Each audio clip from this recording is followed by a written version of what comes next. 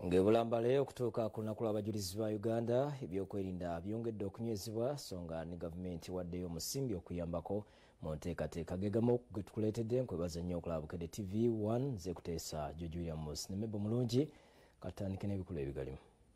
Duuka ne supermarket okwetooloola eggwanga lyonna. Nangamba nina ebizibu mu maka gange. Gavumenti etandise okukebera DNA ku bafiiridde mu nnyumba Simaka gye yettidde n'abantu okubaawula. Tamiruka akwata ku by'enfuna akomekkerezeddwa Gavana wa banka enkulu n'awabula. You cannot take the interest rates of a commercial bank to finance a 10-year project. Okujjukira abajulizi gavumenti ewaddeyo obuwumbi 4 ku nteekateeka. Abangalikani bafunye obuwumbi 2, abakatuliki nabo bafunye obuwumbi 2, abasiraamu ne bafuna milioni 2.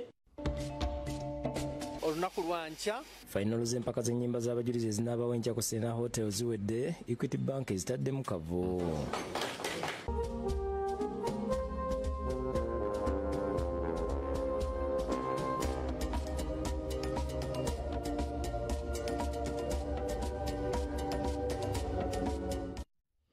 Kale Katonda yeebazibwa akumye katukuwe agataliiko nfuufumbo jjivu nga tutandise n'aga gavumenti etandise okwekebejja emirambo gy'abantu 6 abafiiridde mu muliro. Semaka bwe yagayidde famire mu nnyumba n'agikumako omuliro. Kyokka ab'Enganda bongedde okulambika ku ngeri omusajja gy'abadde alumiriza mukazi we okuganza abasajja abalala.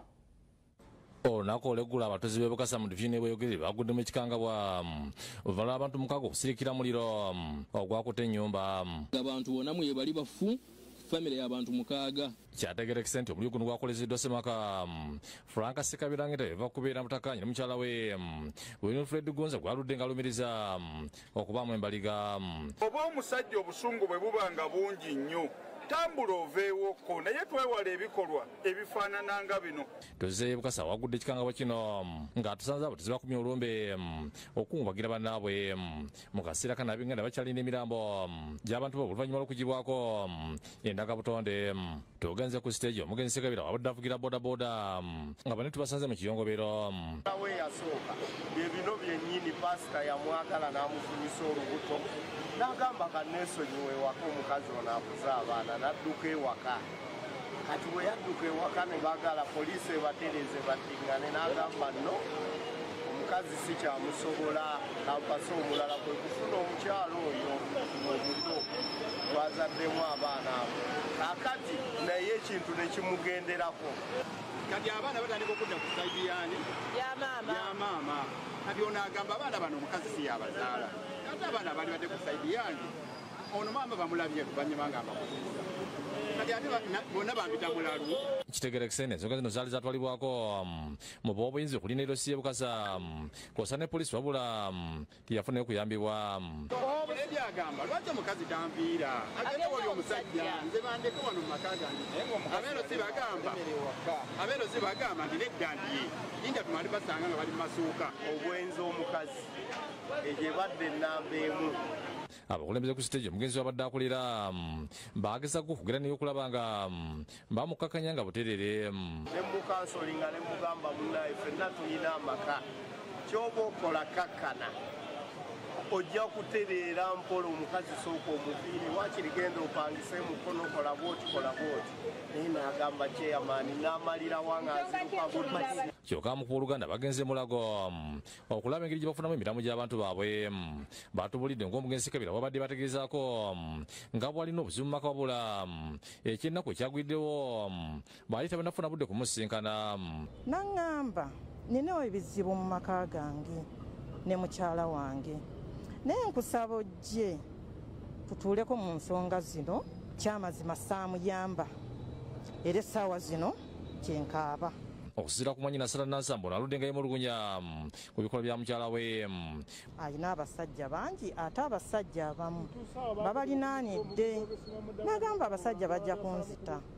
Ngamba mukyala wange tutundewo, omukyala yagaana. Ne mugamba tutunde tugabanire wakati, omukyala yagaana. William Bagule nga tata Winifred Gonza kati omugenzi atulidde nga Sekabira bwe yaddukirako ew'okumulugunya kutakkaanya bw'alina ne mukyala we. era bwe yajja nemuga nti okoze bulungi okuleeta ensonga ezo n'otosirikireeyo naye kakati wenjogerera nze sijja ziyingiramu olw'ensonga nti nina baganda bo be bakodomi bo abakuze kati ebintu ebyo nsikyayagala kubiyingiramu abo nga we bali kyokka taata abakanyiza nti muwala we yalina abasajja abalala baaganza nga bibadde byogerebwa bwe twayita omuwala nanyonyola ensonga ze nga neiba oyo tamwagalangako naye neiba yalina obuzibu n'ayagala omukyalo ono muwala wange amukuumireko abaana nga bw'agenda okukola ku makya abaleeta wano n'amulekera n'ebyokubaliisa ye n'agenda bw'akomawo olw'eggulu n'agira ki n'abanona. Bet Ethem nalimu mbaka omukyala ow'ewakisa avulumidde ebikolwa ebyakoleddwa. Mukwano tokoowa kwogera n'abantu buli w'olaba ng'embeera ekuyitiriddeko mu nsi eno olinayo baganda bo olinayo ensi gy'ova. Kitegere kisende olw'okugibwako endaga butonde Ssekabira wakuziikibwa ekyanika Buwungiro mu disitulikiti e Kayunga kw'ossa n'abaana basatu ate Fred Gonza ne muwala we nawulya bakuziikibwa era Mbala mu disitulikiti e Luuka. Damba Tadeewo yakusakidde eggulu ku Bukedde TV. Kitalo nnyo ddala ate mawulire amalala tabamiruka wa Museveni Mix Conference 2025 akomekerezeddwa eggulo lya leero n'omulanga eri gavumenti okuteekawo banka y'obwegasi ne banka ey'ebyobulimi ezisobola okuwola bannansi ensimbi ku magoba amatono ddala Uganda bw'eba yakutuuka ku biruubirirwa byayo eby'enkulaakulana. Tabamiruka w'ebyenfuna yatumiddwa Museveni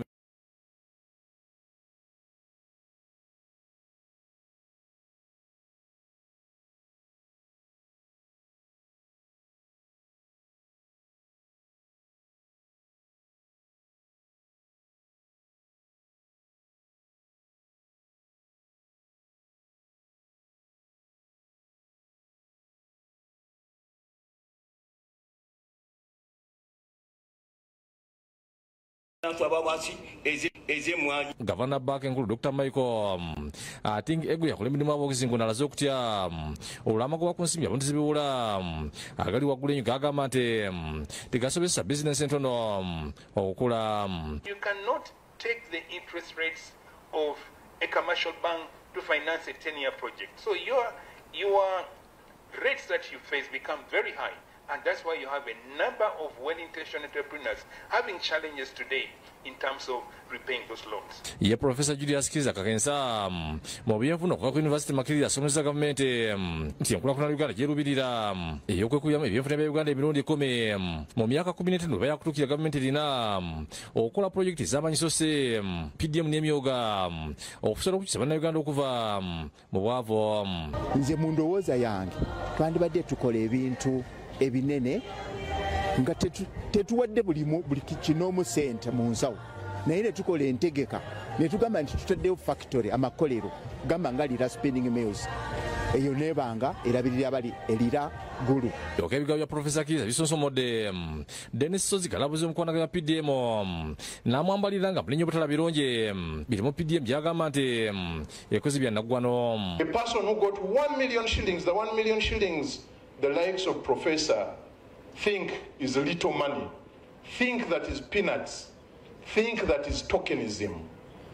That 1 million shillings transforming someone's life, one that had lost hope. Kalabuza agamba nti okusomoza okuliwo kwe kuba nti abalimi tebamanyi kye balina okulima ekiri ku katale nga kye kirina okunogerwa eddagala PDM etinte. Our next battle is market sourcing, targeted value chains, developing targeted value chains. Yaliko Minisitiri w'ensimbi Gerard Sendawula wajagire bannayuganda bafeenye ku mutindo gw'emmwanyi naddala mu makungula Uganda esobole okwongera okweyagalira mu kirime kino. Kindly let's pay attention to this very important crop because it is food. This is food. So you just cannot handle it anywhere, anyhow. Handling it anyhow will deprive us of the privilege, opportunity that we are having of the high prices that we are earning today. Abantu abenjala lwete mutabiruko ono basibye gavumenti okuyiga ensobi ezakulwa mu byenfuna gavumenti bwe yeetulako amakampuni ne banka zaayo ebyenfuna ne bigwira mikono gya kampuni engwira. Twetaaga agriculture and cooperative banka eya wano etegeera munnayuganda etegeera omulimi etegeera cooperator. Usinganga tinga the rending rent ziri ku 25 21 sukatinga bwebanga tulina hybrid cooperative bank y'abalunzi n'abalimi kiba kiyamba nnyo. Edward Katende Sekulu Uganda Development Forum etegesa tabinuko ono ategesa nti ebiruwa byabwe bivuddeyo bulungi.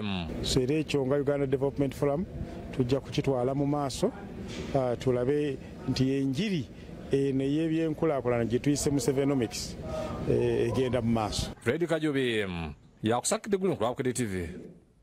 Webale nnyo Fred. Ate yo gavumenti waddeyo bombi buna mu obukadde 2 eri enteekateeka ez'okujjukira abajulizi ba Uganda okunaabawo ku Lwokubiri. Bikakasiddwa minisita w'ebyobulambuzi n'abategesi b'ebivulu bino ku Media Center wano mu Kampala.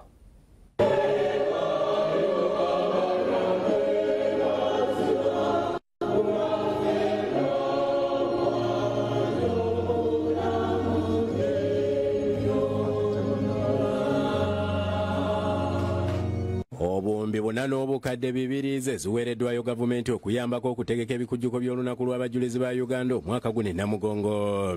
Minisita omubeezi w'ebyobulambuzi Martin Bahinduka Mugara obuyambi buno abwanjulidde mu lukuŋŋaana lwa bannamawulire olutuuziddwa ku Media Center wano mu Kampala n'ategeeza nti ssente zino zaatuuse dda eri abategesi okuli Abakatuliki, Abakristaayo n'Abasiraamu. Ku mulundi guno baweereddwayo obukadde 2.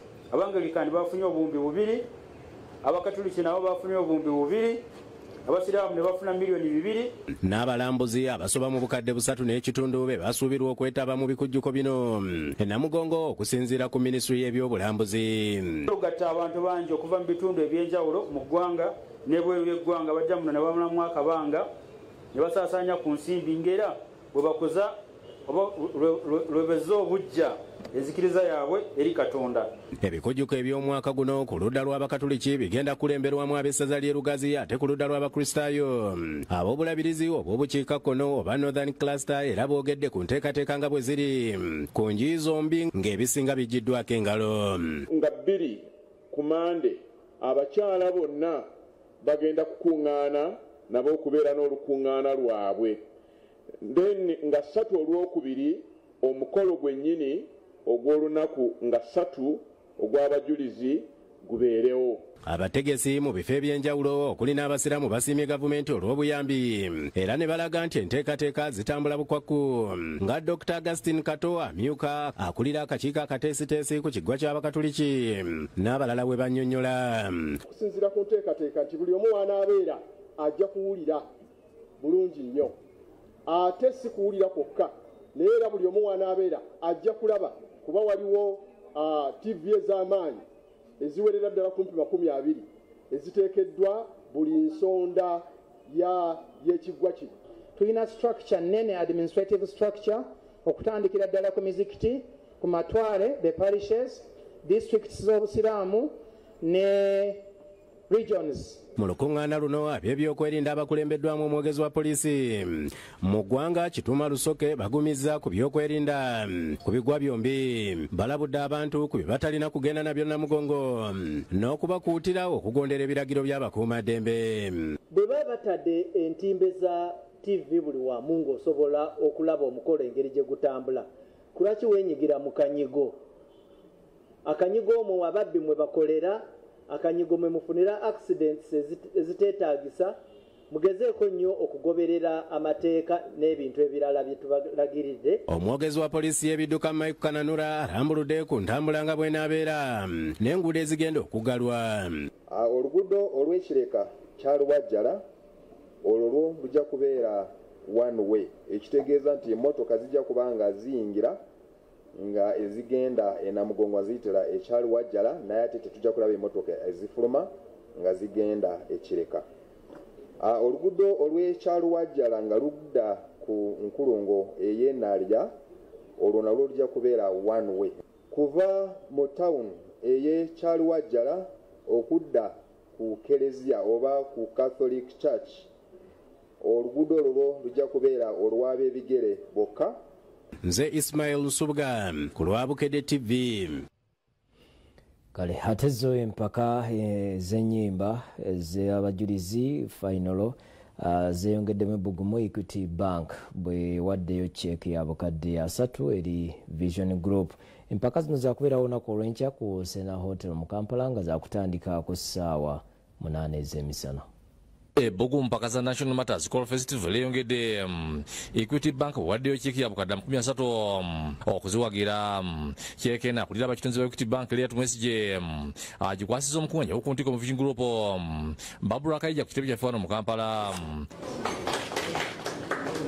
Tumwesije ategeeza nti beenyumiriza mu nkolagana yaabwe ne Vision Group olw'okubeera ekirungo kya mawulire ekikumi obulungi omutindo n'okugobererwa abantu abangi nga y'ensonga lwaki omwaka guno bagigaseeko mpaka zino. Because I think really for that mind to think of something like that, it's really about the innovation, but it also thinks about it talks about your resilience as a group, that what you start you see through. Okay, so we as Equity, we could only work with somebody that we believe is resilient and is a strong and serious partner, and so that's why we partnered. Tumwezi jategeeza ng'ensimbi eziweereddwa zigendeddwamu ku Setu Valley ku byenzikiriza mu ggwanga kuba bye bimu ku bitadde Uganda ku maapu y'ensi yonna olw'abajulize. I can tell you that almost in all countries there's a Uganda Matters church somewhere, and it's called Uganda Matters. So there's really a lot that we can unpack, but we're in it because we are a partner to faith-based institutions and activities, and that's part of our strategies. John Bosco Nwagaba nga yavunaanyizibwa enkolagana Equity Bank n'amasinzizo akun'amaterekero ategeeza Equity Bank bwesennyesiro ku byenzikiriza olw'omusigi gwe nga nabwekityo siba kukwogera emirimu y'ekkanisa National Vision Group olw'empaka zino. Bw'obeera oli mu bizinesi oyina ssente n'otamanya Katonda, ssente ezo tezikubeera za mugaso, naye bw'omanya byonna nti ssente z'oyina ne Katondawo yakuleetera okufuna ssente ezo, y'ensonga lwaki ffe Yekaija Sido n'asaba abantu bonna okugenda mu bungi mpaka za kwaya ez'akamaliza olunaku olw'enkya ku Sena Hotel kuba ziri 11 gwa kusinza nakwefumitiriza ku Katonda naddala mu kiseera kino ng'ensi yonna ejjukira abajulizi ba Uganda. Okuyingira mitwalo 5 gyokka okuyingira mu mpaka ezo jangu ne famire yo lunaku lulungi abantu baffe abanyumirwa ennyimba ezo eza koro ez'okuyimba mu. Invite all of you, please come and enjoy this moment. Kati omwaka ogwawedde twatwala ekifo kya 3, kati tuli mu kweteeka nnyo okulaba nti ku luno engule tugiwangula. Twalaba ensobi gye twakola omwaka ogwawedde, kati ku luno tulinayo ebipya bitutaddemu. Makisadi akulira mu enteekateeka akisiza nga kwaya zonna bwe zitegeseera nga balinze olunaku lwankya. Olunaku lwankya Kampala Serena Hotel kwaya z'omukaaga zonna tuli nabo. Ategeeza nti emirango gigula ku saa 8 ez'olweggulo ku Serena Hotel ng'okuyingira kwa mitwalo 5 so nga emezi y'abantu 8 ya bukadde bubiri n'asaba abantu bakwata obudde. Funa mukwano gw'omuganda wo mujje mwembi sawa 8 wetuggulawo emiryango. Giovanni Kibirige ne Disane Mutebe akusakidde eggulu eno ku lwa Bukedde TV. Mwebale bannaffe tukulindiridde gwe atulaba n'anyumirwa ennyimba ezo ku Sena Hotel olunaku olw'enkya okutandika saa 8 okuyingira mitwalo 5. Ate bo abayizi b'amasomero n'abaana bajjukidde omuyima waabwe omujulizi Kizito Lwango okubadde ku kiggwa ky'abajulizi e Namugongo. Misa ekulembeddwamu Ssaabasumba Ezzukulu ya Kampala Paul Semogerere akubiriza abalamazi bamanye nti bazze e Namugongo okunoonya Mukama. Abayizi b'amasomero okusinga abavudde mu ssaza ekkulu erya Kampala ne Lugazi balamaze ku kigo ky'Abakatoliki Namugongo okufumitiza ku muyima waabwe omujulizi Kizito Omuto. Okusaba kutandise n'akusimba nnyini nga kulemeddwamu Ssaabasumba w'Ezzukulu erya Kampala Paulo Semogerere nga alina abaweereza abalala. Kwaya z'abayizi b'amasomero okuva mu ssaza Lugazi ze zikolobeza ennyimba.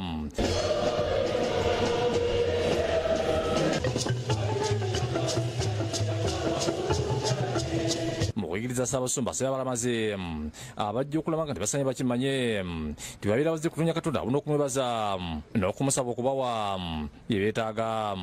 You cannot have communion with God if there is no prayer.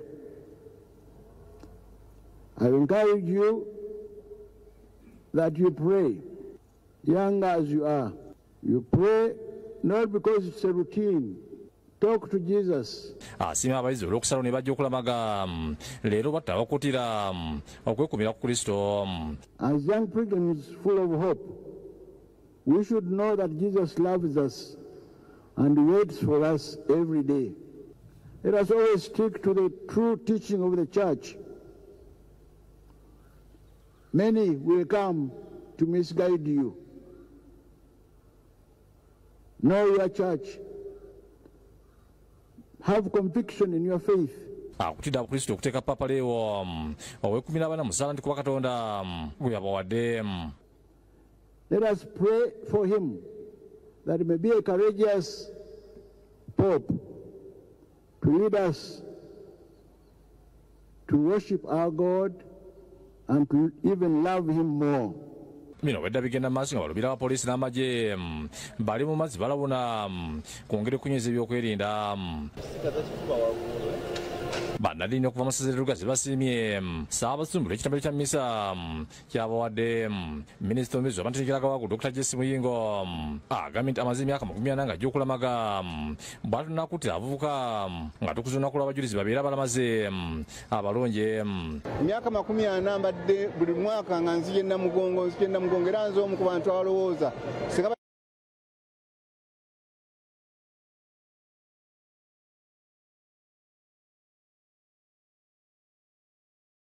okulabirako. Azira abazadde nga tujjukira abajulizi mala oluvunaanyizibwa bwabwe obw'okuweerera abaana. Kyo mugataliiko nfuufu. Smoothen and protect your baby's skin with 5 new gentle formulations. Available in all supermarkets near you. Move It Baby Jelly. All day confidence.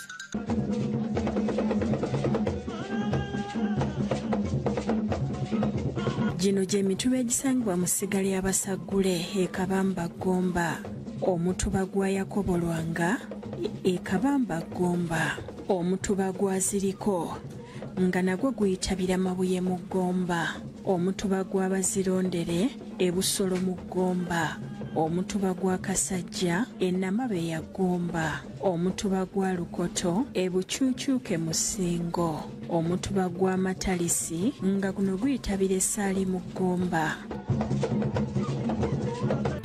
Mu sayansi ne tekinologiya olwaleero tukuletedde Bongereza ebyokulwanyisa byewadde Ukraine nga muli T-150 drone ne Packbot ekika kya 510 ng'eno etambuza nnyo high explosive bombs. 510 Packbot eri mu kika kya multi-mission tactical mobile robot. Kano kakolebwa okuyambako amagye g'okutaka gamba ng'okutegulula bomu kiyite explosive ordnance disposal, okugeta mu bifo eby'obulabe ddala nga chemical, biological, radiological and nuclear detection n'ebirala bingi. Kazitowa kilo 10.89 nga tekuli battery, kaliko akakono akatono akayambako ogesa ng'ebintu nga chemical. Kayite small arm manipulator, kuno kuliko ebyempuliziganya eby'omulembe nga digital mesh radio eya 2.4 GHz frequency ne 4.9 GHz, kuliko microphone ne headphone, global positioning system ne multiple high resolution camera. Etambuzibwa abantu babiri nga bakozesa 5th generation robot intelligence software. 510 Packbot robot esaka amasanyalaze okuva ku battery 2 ekika kya BB 2590 U lithium rechargeable battery. Zino zigitambuza okumala essaawa 4 kadduka okutuuka ku speedi ya kilomita 9 buli ssaawa nga ne mu mazzi agatasukka 43 katambuliramu. Sayansi ne tekinologiya. Webale kubeera naffe ate bwe tweyongerayo n'amawulire amalala. Omulabirizi w'obulabirizi bw'ennebi Pons Awenjozere asomoza avuka benyigire mu kuyamba abantu abali mu bwetaavu awatali kwekaanya era ne Katonda anaabasiima. Abyogeredde mu kusaba okwenjawulo ku kiggwa ky'Abakristaayo Namugongo. Abavubuka okuva mu bulabirizi obw'enjawulo okwetooloola eggwanga mu ntwaliro n'abaana b'amasomero beetabye mu kusaba okwenjawulo ku kiggwa ky'abajulizi eky'Abakristaayo Namugongo.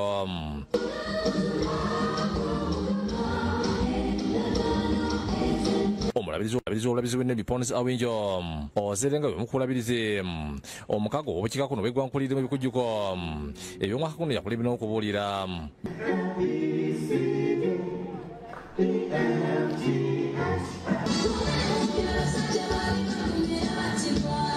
Bishop Ozero bakabwera abavubuka abesigamiza kunamu ogw'ebikujjuko ebyomwaka kuno nti okutambulira mu bufo bwa Katonda ng'okola obulungi akutira abavubuka obutakowa kukolerera abantu birungi.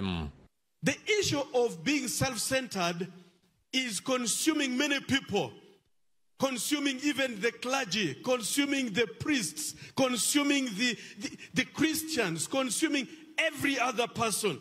But today, I want to tell you, we have come to open our hearts to do good to others. Professor Elizabeth Kunkuna bwachayo omukuriza olutiko yenna kasero nga badde omugenyi w'enjawulo mubaka wabutambuliza mukuwayo ku mirimu egy'ekkanisa wano wayajulidde obwetaavu okugula emmotoka eneyambako okutambuza emirimu bweza abavubuka mu kanisa ya Uganda ng'ebalirwa mu Bukedde 7. And so today I officially launch a fundraising campaign for the purchase of this ministry van. We need 70 million to purchase this van. The Lord put on my heart a pledge of 5 million towards the van. Bishop Ozira kulibina okutongoza akatabo akalimu ennambika y'obuweereza abavubuka mu kanisa ya Uganda akatumiddwa Church of Uganda Youth Police. Bo abalamazi beeyongera okutuuka mu kifo kino. Reverend Kanmaiko was a sentamo nga isabadi nkuni na mugongo atangaza ku nteekateeka nga bwe ziri. Pulogulaamu ey'enkya olw'omukaaga lwo lwategekebwanga lw'abasajja abafumbo aba Fathers Union ate era n'abasajja bwe tuyita abakristaayo nga mulimu n'abalenzi bonna olunaku lwabwe bajja kubanga balina activities ez'enjawulo okubuulira enjiri n'ebirala nga Mukama bw'abaluŋŋamya. Kati olunaku mulindwa lwe lwokubiri olwo mikolo bwe gigenda okubaawo era tusuubira omugenyi omukulu agenda okuba His Excellency Kaguta Museveni yagenda okubeera omugenyi omukulu. Babalamazi abavudde mu bulabirizi bw'Amadi Westnail bawumulidde ku kanisa St. Paulo embya Kinnawataka balumaze kubatendereza omutonzi n'okumulajjanira okukakanya emitima gy'abantu okulaba ng'ebikolo birigwa mu ggwanga. Okusakula emidwalo Reverend Freeman alukungu n'abasiimye okubeera abavomo. Amadi Westnail diocese, this diocese seems to be the farthest diocese from Kampala. No matter now what, we are moving on. These pilgrims who are going, they are determined to reach. Baba Kristo okuva mu kanisa eno basiibye beetala okuviira balamaze emmere.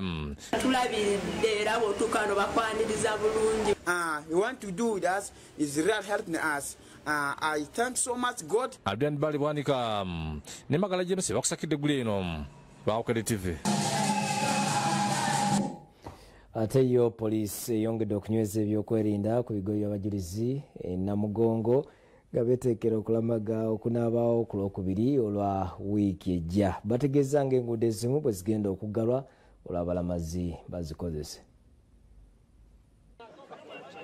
Ab'ebyokwerinda beesoza akafuba e Namugongo okulaba enteekateeka z'okulamaga nga bwe zinaatambula. Olukiiko lukuziddwa minisitiri w'Obulamu Dr. Jenuth Akyegina adumira ebikwekweto bya poliisi mu ggwanga Frank Mwesigwa.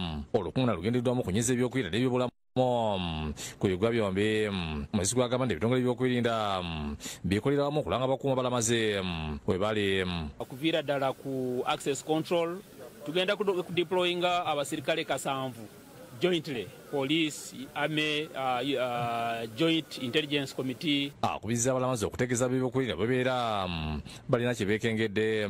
Bwe balaba omuntu yenna nga ali suspicious oba abandoned object batubuulire nga security, then ffe tujja kusindika ttiimu zaffe. Kamiti mu kiro kikiso olwaleero agenda kuggala enguudo zonna ezigenda Namugongo nga bakukkirizaako ab'ebigere. Midnight tonight tujja kuba nga tuteeka ku cut-offs around this area. Tujja kuba tukkiriza abantu abali ku bigere, abalamazi n'emmotoka eza emergencies nga zirina sitika. Asabye abatuuze b'e Namugongo n'ebitundu ebyetoolodde okugoberera ebirego by'abasirikale b'ebidduka. Abasola mu kitundu kino of course waliwo amakubo amalala agatagasobola kuyitira mu main roads. so abo nabo bagobere traffic plan bwe baveeyo mu bitundu gye babeera bagende waka nga naye nga tubayise mu cut off points zaffe. Ye minisita Aceng ategeeza nti beetegese bulungi okulaba nga bakuuma balamazi nga balamu. We have the medical teams, we have the police, we have the security, and we have the first aid teams with ambulances everywhere. So whatever challenge comes our way, we are ready to handle. Kyokka ebibinja by'abalamuzi bikyeyongera okutuuka Namugongo wakati mu kutendereza ku nkulungo y'ekyaliwajjala okuddira Namugongo wagaddwa tebakkiriza motoka erina kutuukayo okuggyako ez'ebyokwerinda. Bw'oba nannyini bizimbe ebiriraanye ekiggwa balaze okutuula abakulu mu byokwerinda bwe babazibidde bizinesi zaabwe nga tebamanye bwe bagenda kujja musolo gw'amayumba mu kiseera ekyokulamaga. Yo webeera kyaki yeefuze okugamba nti ffe tulina okubeera bwe tuti kikyaba bategeeza be balina okukola bokka ffe tetulina kukola gyegyo emiti gy'amasannyalaze gwe bapimira kuba tulina okuba nga tuyitira n'abatembeeyi. Olwaleero tunulira ekiri wano kyonna batugadde abasuubuzi babajjeeyo olunavanga bajja batusaba emisolo gy'amayumba ng'olaba omuntu ddala akeera okusasula omusolo gwe nnyini ogwa layisinsi asasula reveni bamuwadde ennaku 5 nga takola kiba kinene nnyo nga ne bamulekedde wafulumira talinaawo. Ensonga y'okubiri n'enguudo access roads eziyingiza abantu mu maka gaabwe ne mu mayumba zonna zigaddwawo. Kyetulina bannange kyakubonaabona tukedde enkya nga baatusibiddewo paka ku mulyango nga ne wetuyita okusena amazzi tetuyinaawo. Bwe kiti ekitongole kya Joint Medical Stores kidduukiridde abakutu n'abakristaayo n'eddagala libaliwa Mukadde 8 okuyamba ku balamaze. Reverend Pass Nunda nga yakulira akakiiko by'obulamu Namugongo asanyukidde tulino. You have done us good. It will do a lot to help our people. We are grateful to JMS and we call upon also others to join JMS and support this noble cause. Miriam Ahumuza nga yemwogeze wa Joint Medical Stores annyodde lwaki bawadde tulino. Tumanyi nti olugendo olwo luba luwanvu era we batuukira e Namugongo baba n'ebivune ebimu ebyetaaga obuyambi era nga twegasse ku ba health workers okudonatinga bye banaakozesa okubayamba okuweweerako. Sulaiman Mutebe n'eddambatadde bakusakidde eggulu eno lwa Bukedde TV.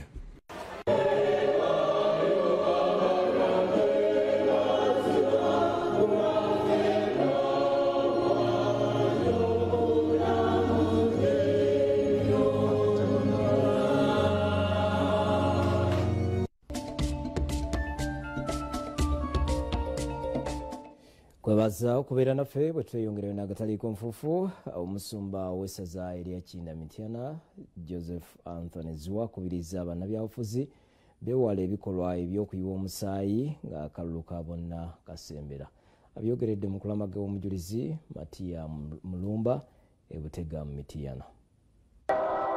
Ebikumi n'ebikumi by'abakkiriza bakeddeko ewa ku kibuga ky'omujulizi Matiya Mulumba Ebutega Mityana okulamaga wano wasibuka emisa ekulemeddwa mu ssentebe olukiiko olugatta abasumba Dr. Joseph Anthony Zwa asiziddewo n'akungabana yafuze nti beewala ennyo okubagana obuyinza okuleeta okuyiwa omusaayi mu biseera eby'obufuzi. Abooluganda tubeeremu bulungi obudde buno bulina okubeeramu kuyiwa musaayi.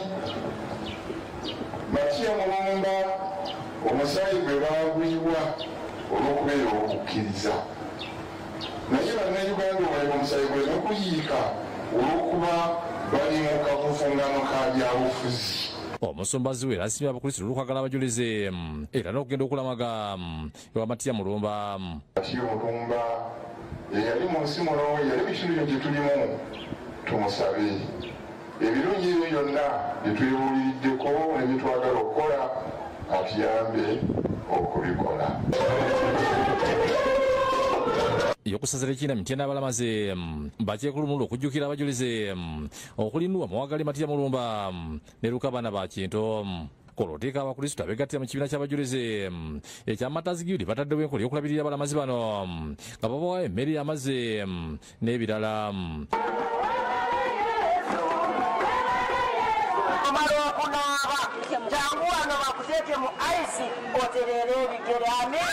Maria Kanakulia kuli ekibiina kino ayogedde ku nteekateeka zaabwe.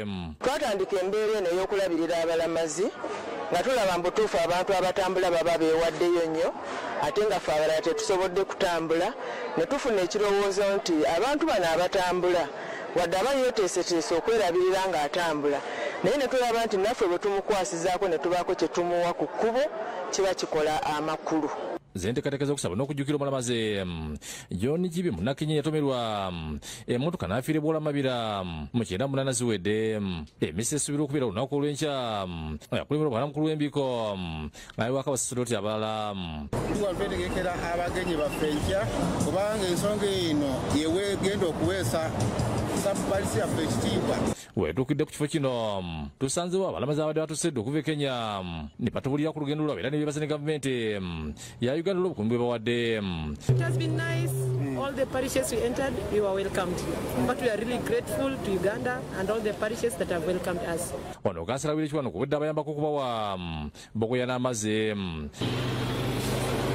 Atuulidde embira bwe badde tino obubenyi wadde bubaddewo naye teri mulamazi yatusiddwako bulabe nti wadde accident mweziri mu kkubo lino ekkubo bbi nnyo twebaza Katonda nti abalamuzi baffe tebanaba accident. Babasikawuta okuva ebuyiko n'ejjinja bakubye enkambi mabira okuyamba abo abeera balumiziddwa. Tuligezaako okuyamba nga tebannatuuka na mugongo abaviiridde eddala ewala baba bamenyese. Ate ebikubiriku by'abalamazi beeye mu kibangirizi kya St. Paulo Mukono olw'obungi bwabwe bateereddwa abasawo okuba Ekebedde ssaako n'okubawa eddagala eritekaakanya obulumi. Babalamazi betwogeddeko nabo wakati mu buli bategeezeza nti kino bakikoze okwegayirira abajulizi okubaaba ku bizibu eby'enjawulo. Napenda kujua ni kwa nini waliuawa, pia tukuwe na hiyo imani. I'm a civil servant. I work in Kenya. Yeah. And I expect to be promoted. Yeah. And I know, because it is one of my intention, yeah. I know it will come to success. Begumisa Simon Peter akulidde mu kwaniza abalamaze ategeeza nti okuvule batandika bakufuna abalamaze abasuuka omutwalo. Omanyi nti ebikujjuko nga mwabategese ebikujjuko biba bingi n'ekinyumu kiba kingi. Ku mulundi guno tusuubira nti abalamazi bano bagenda kusukka. Ate akulebera ntiimu y'abasawo Natamiya Felix annyidde engeri gye bakola obutaweera okujjanjaba abalamazi. Abalamazi baffe batandika okujja ennaku nga 3 emabega 4 tubaddewo wano nga tubajjanjaba. Kale mwebalire ddala. Ate waliwo abazadde abali mu kusatira olw'omwana waabwe okubula bwe yali agenza okubuulira enjiri. Bano bamaze sabbiiti nnamba nga tebamulabako. Abazadde okuli Justin ebirungi ne Fred Kizito nga batuze beeka ekisanga mu division Nabwero Nansana bali mu kutula omwana waabwe nga Lubale Mondi ku myaka 1 n'okubula mu ngeri etegeerekeka. Maama Birungi agambye nti Nalubali yava waka nga agezze okukola mu kibuga nga teyatuuke nga balowooza nti agenda kudda n'atadda. Ku mulimu waaliwo mukulu we eyali agenzeeyo okukola ngeri ono gyatali bateera bonna bakolera wamu musabi yaako kati munenga gyali nze saakifaako netusiiba awaka munaku netukola ki nerugwako kati butuuka ekiro nagenda nange wali ku dduuka wenkolera nenkomawo n'omulenzi n'akomawo naye ansangawo yagenda okudda nga nze natuuse dda. Kati bwaggulawo okuyingira nga ggalawo ne mugamba okomyewo weka nti ye konza ate munno Monica n'agamba nti nga sinnamulabako ne mugamba yavuddewo wano. Ategeeza nti bagezeza ku bunoonya n'ekiseera kiyise ng'atadda nga batambudde ku poliisi ako n'amalwaliro ag'enjawulo n'ebifo bayinza okumusuubira okudda kyokka ababuze. Yekizita agambye nti okuva mulaba bwe yabula bali mu kutya kuba basuubidde ekyokukola nga bagenze mu mikwano ye gyonna nga taliyo. Tugenzeeko ku airport kumenya